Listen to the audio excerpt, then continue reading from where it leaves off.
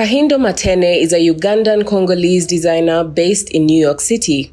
Her brand, Kahindo, is a luxury ready-to-wear selection of garments directly influenced by the beauty of the African continent.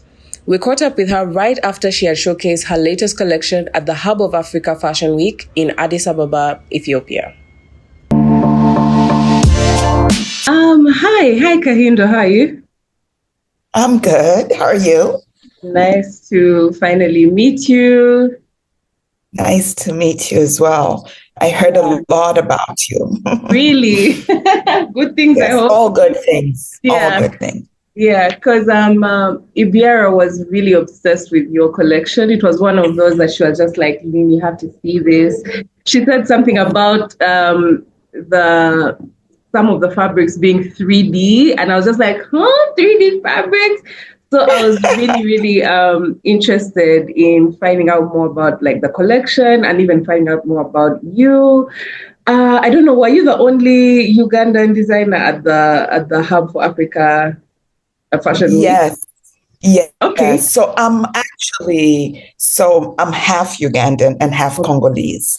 So yeah, my mom was Ugandan and my father was Congolese, but I was born in Kampala. Interesting. Yes. Yeah. Okay. I kind of want to get into your like Ugandanness. I don't know at what point did you leave the country? Did you grow up in Kampala, or are you born there then you went and lived somewhere else? Yeah, so my parents actually met in Kampala. So my dad was a diplomat, Congolese diplomat working in Kampala, and my parents met there. And so me and two of my siblings were born in Mulago Hospital in Kampala. And then we lived there for about 8 years. But this was like back in the day, Idi Amin's war started. Right. And then my parents put us in boarding school in Kenya. So I then grew up. I went to school in Kenya for 10 years. But for the first 7 years, we would come back to Kampala for holidays between Kampala and Congo.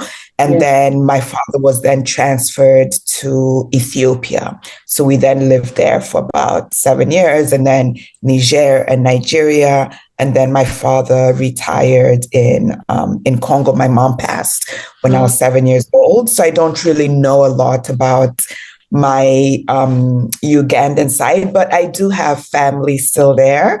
I have 2 nieces and cousins in Kampala. I need to come and visit. It's been about 6 years since I was there. Yeah, I was about to ask, do you ever visit this side or something like that? Yeah, I was even telling Ibiara I need to come this year. My sister was there in December for the holidays, but I'm going to come this year. I've been promising my nieces. So yeah. Oh yeah, it's a vibe. You definitely should come through. Yeah. I think there's so much insight you've given me just from that introduction, because going through your brand and seeing all the different fabrics and how you incorporate African fabrics into it, and then learning about the different African countries that you've lived in, it clicks so easily. We're really going to get into that. How can we talk about the showcase? You recently showcased at Hub of Africa, that Fashion Week. So tell me about it. Tell me about the collection. Yeah. So Hub is, I lived in Addis. So every time I go back, I feel like I'm going back home. And I've actually been doing Hub for nearly 10 years since essentially they started.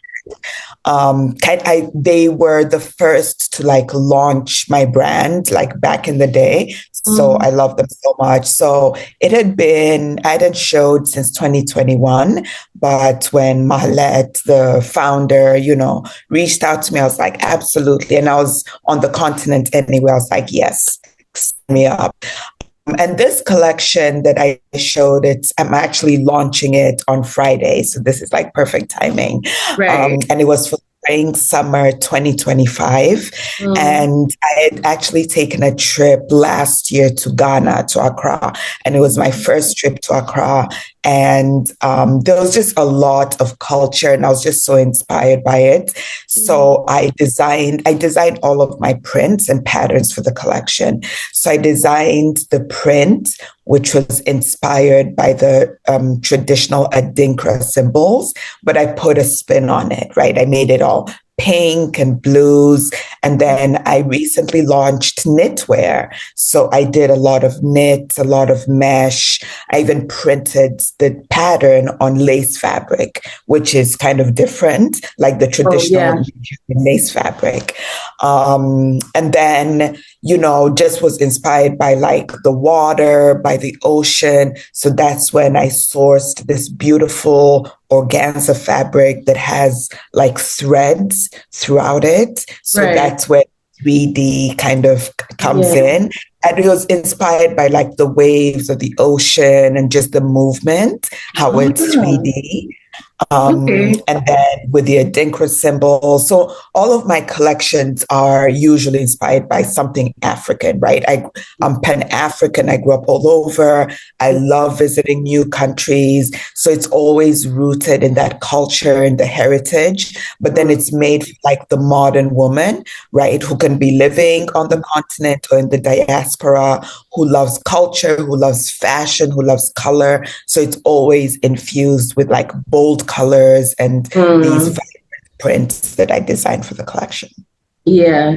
Going through the collection and seeing like that organza fabric that has the threads in it, it kind of made me think of like the Izumiyaki pleats.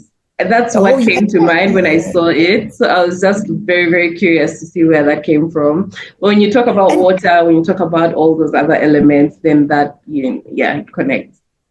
Yeah, and Izumiyaki is like, I actually went to an exhibition last year. maybe that was also the back of my mind, when I was designing it. But it was just, I love fabrics, even what I'm wearing. It's like vibrant. I love texture and color. So I'm always trying to infuse all of that and make it unique, to my brand and like the storytelling. And also I love telling positive stories about the continent, right?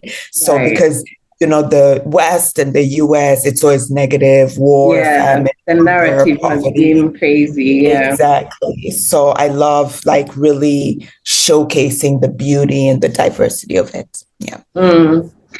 I'm so curious about the fabric work that you do, because you mentioned that like you designed some of the prints and stuff like that. So I was curious whether like some of the fabrics you source them from like different places, or you make all of the different fabrics that you have. What does that look like for you? Yeah, it's a mixture of both. So for example, the organza fabric, I would love to say that I made that and designed it, but I sourced it from my fabric supplier who's based in Dubai. And then I shipped it to Kenya, to Mombasa, and worked with a small artisan factory that's owned by this woman. Her name is Mariam. So she works with artisans and, seamstresses. So that's also another part of my story, right? That's ethically made in Africa, using fair trade practices, trying to create jobs for women. So that's very important for me. And then the other fabrics, for my current winter collection, I wanted to do knitwear, but I tried sourcing knits in Africa, but I couldn't find someone. So I went to Turkey, and they basically knitted my designs into knitwear. So I'm always trying to find new and innovative ways of, bringing these African prints Right. into a new way of dressing. And, us Africans, we're so curvy. So like the knitwear was perfect because women have been asking me for like stretchier pieces. So now I'm able to do that and also print on like lace and like, different fabrications, mesh. So it's giving it, kind of just interesting ways of incorporating and interpreting these prints. Yeah. I'm curious about like the metallic fabric as well, because I'm seeing you're wearing something from that that collection. So can you tell me more? I'm so intrigued by it. Like I'm just like, I saw metallic fabric. I'm like, metallic? Is it like actual metal? Is it like just like the sheen? Is it, Yeah. So this is the jacquard fabric, and it's literally, so the gold is like thread that's also kind of woven into the pattern and the designs. Okay. So there's red fabric, black, and then the gold, which gives it something. And every time someone sees this, they're always like, that looks African, right? Yeah. And this one, I can't take ownership for it. I didn't do it, but I've been using this fabric for, I would say, 5 years.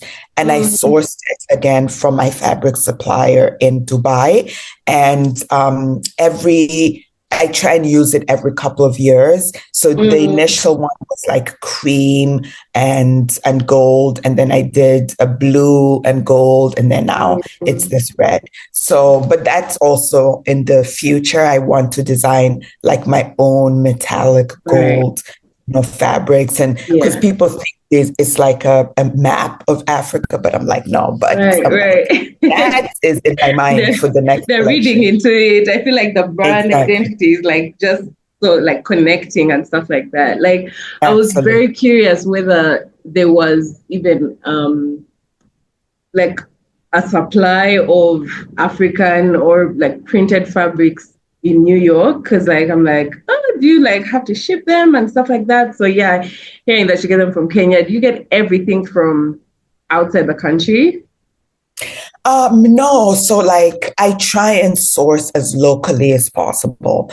So in the past, I've worked with refugee girls in Kenya who hand dyed some fabric that I've used. I've also sourced fabric from Nigeria using that traditional Adire tie-dye technique. So as much as possible, I like using artisanal techniques from the continent.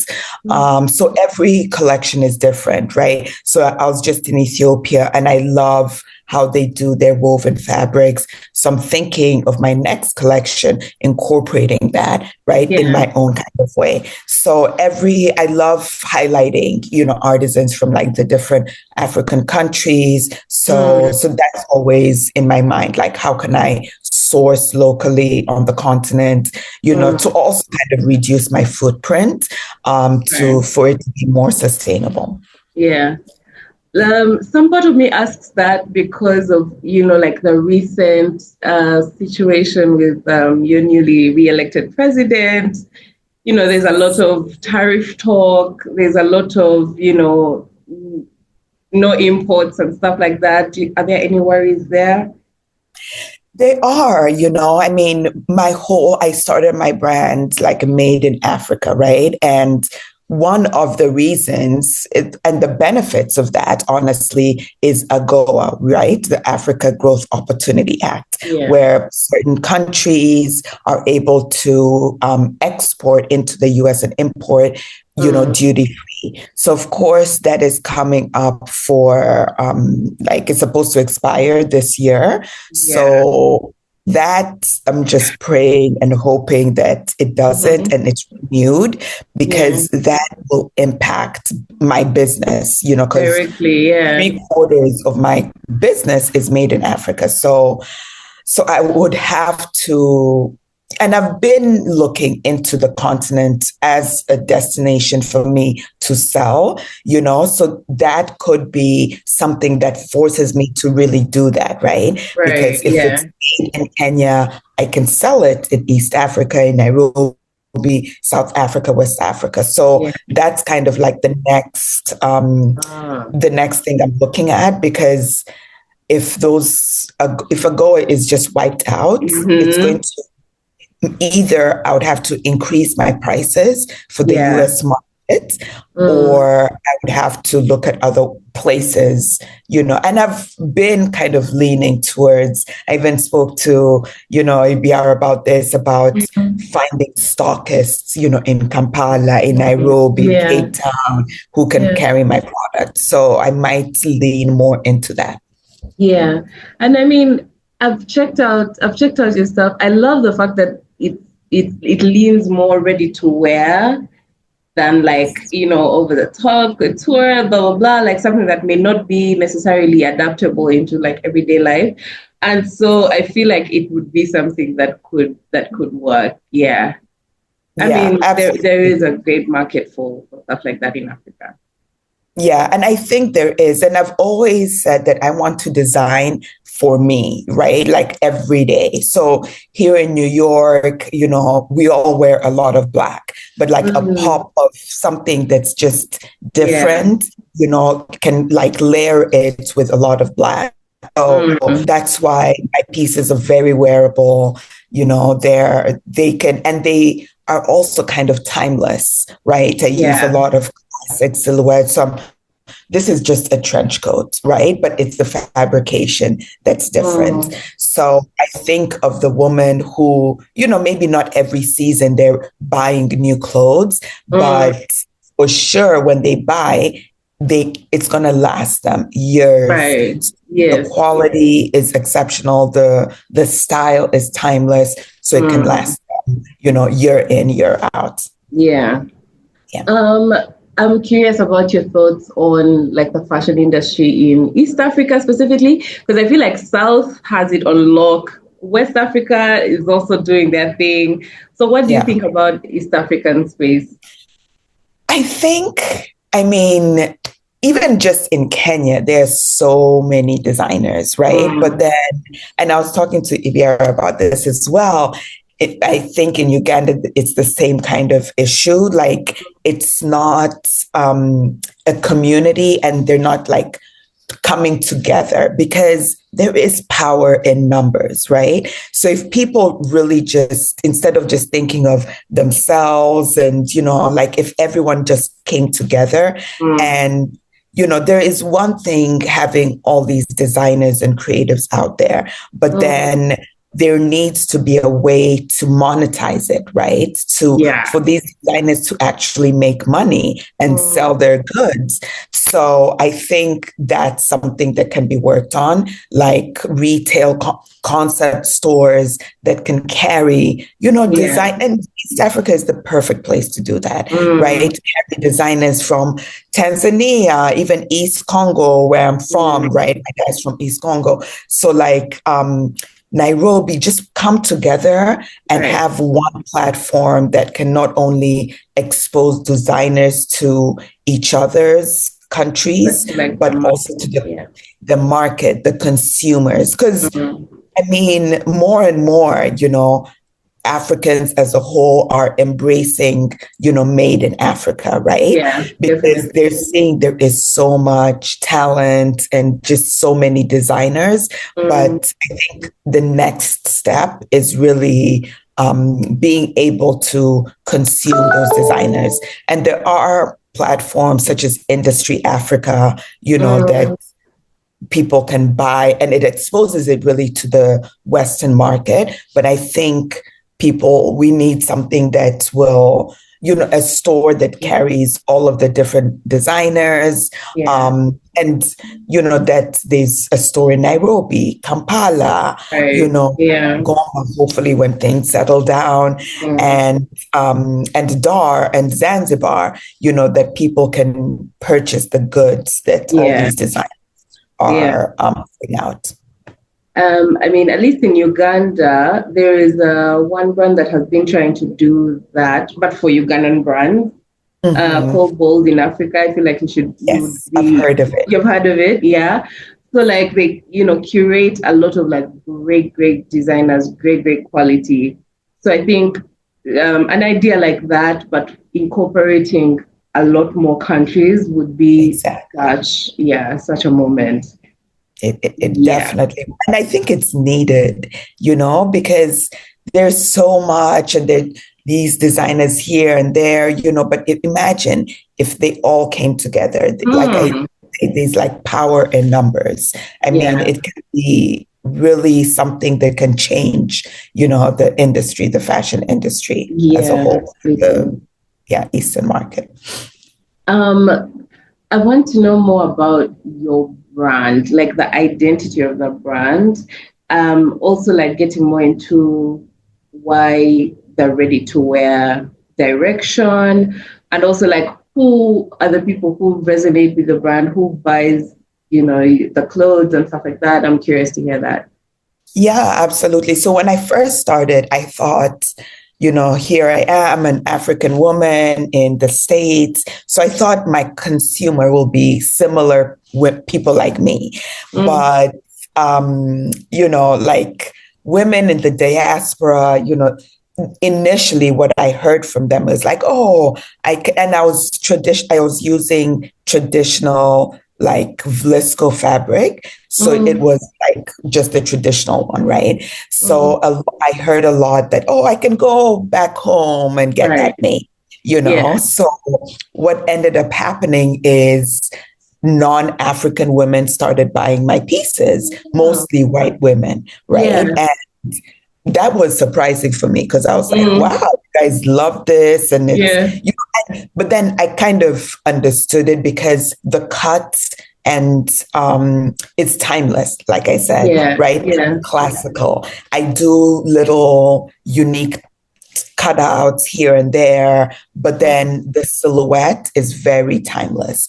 So right. that's who started being my customer. But then the more I grow and the more I do, events like Hub of Africa, I'm really trying to enter the African market. So Yeah. more and more, African women are becoming my customer, but it's primarily, the woman who loves color, who loves fashion, Mm, and who loves luxury at like at a price point that's consumable. Not for right. everyone, right? Because my Yeah. pieces are like 200, 300 USD for a dress. Mm, So it's not for everyone, but it's for that woman who, like I mentioned, loves something unique, something that they can wear year in, year out, because the yeah. quality is exceptional, but then it's still different and unique, but still classic.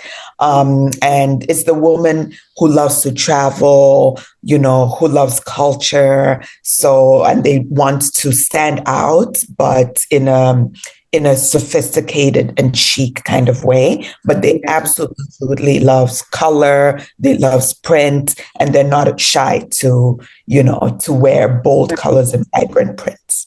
Yeah. What what is your most fun part about the creative process? Is it like the designing, the initial sketch? Is it seeing it final? Is it picking out the fabrics? Like what part of it just brings you absolute joy?